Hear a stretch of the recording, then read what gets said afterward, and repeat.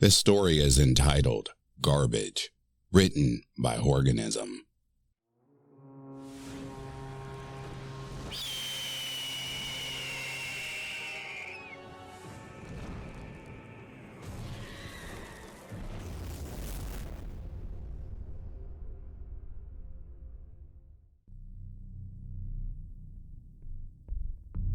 I was 16 when I first lured a man to his death. That was before the internet made it so easy, when you actually had to do real practical work in the field in order to facilitate a clean kill. His name was Randall, 2 years my senior. Randy, we called him around school, obviously. He had it all. Obscenely popular, naturally athletic, outgoing and affable, and absolutely drowning in tail. So what a surprise I got when I started following him from a distance at night, when he'd sneak out and prowl the streets, looking for that one thing his life of privilege wouldn't allow him. I'm not going to pretend that I've always been as virtuous as I am now. Stalking Randy wasn't about doing the right thing. It was childish, vindictive jealousy, pure and simple. I wanted what he had. All of it. But when I realized exactly whose window he was quietly crawling in and out of, it became something else entirely. My life's work, an unignorable calling. Managing to ingratiate myself with him was surprisingly easy. All of my former anxieties and feelings of inadequacy seemed to simply wash away in the face of my covert knowledge of Randy's criminal pastime. So, one day, after purposefully ending up in the same detention room as him, I began to wheedle my way into his trust. Within a few weeks, we'd become very friendly. Friendly enough that I became his accomplice, as far as he knew anyway. The things he'd tell me about what he'd do if he could get away with it, it was sickening, even to me, and I'd already done things that would have gotten me sent away had my parents ever found out. Randy was a very different monster than I am, though. He didn't bat an eye when I told him about the secret stash of photos hidden in the ventilation system of the old abandoned children's hospital on the outskirts of town, the ones the janitor collected, taking indecent Polaroids of the patients as they slept. The look on Randy's face said it all. That hunger, desperate to degrade and control, to consume innocence and leave suffering in his wake.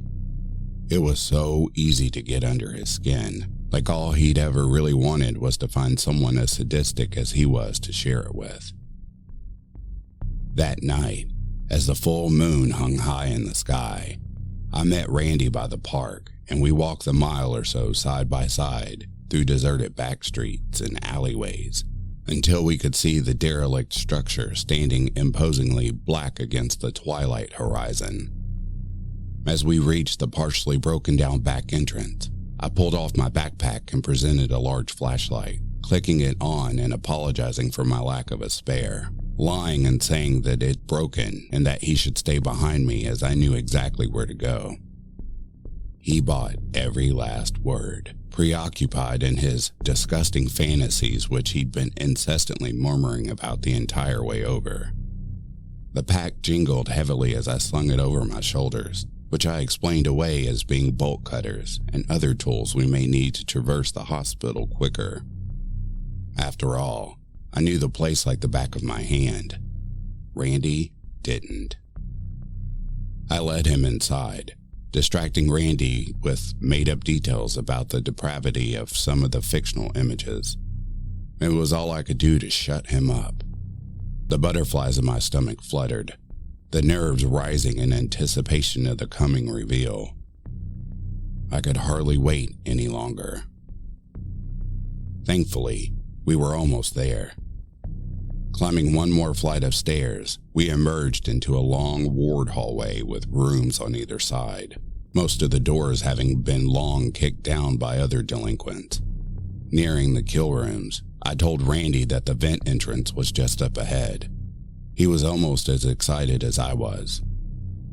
Shining the light's beam at the open roof vent grate towards the back of the room, I wheeled a rusty hospital bed beneath it before urging him to shimmy up and grab the pictures, which I assured him were just beyond the vent's opening. After some light resistance in the form of a tedious back and forth in which Randy wanted me to get them instead, I managed to talk him around and the game began in earnest. I steadied the bed as he clambered on top of it, wobbling as he found his footing. He told me to keep the light steady, so I did, until I heard his palm thump fruitlessly against the metal of the vent's interior.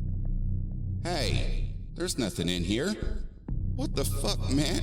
The room was enveloped in complete darkness as I clicked the button on the flashlight, kicking away the bed and sending Randy tumbling to the floor with a shriek. Before he could recover from the shock, I hastily made my exit and sequestered myself inside the room across the hall.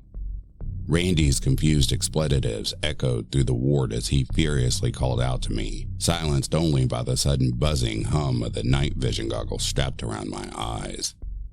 Randy whimpered as his anger fell to fear, and then to overt terror as I allowed my backpack to cling to the floor by my hiding spot, repositioning to the other side of the room. Randy found his way in, feeling around with his outstretched hands, barely even whispering my name now. His feet connected with the bag with a loud clunk, and as he rooted around inside, presumably for a weapon, I brought a heavy wrench in my hand down over the back of his head. I'll never forget the sound. I was baptized in it. When he woke up, he was strapped to the bed, fastened with duct tape for good measure. I only allowed Randy to say one single word before I taped his mouth too. His last, "Why?"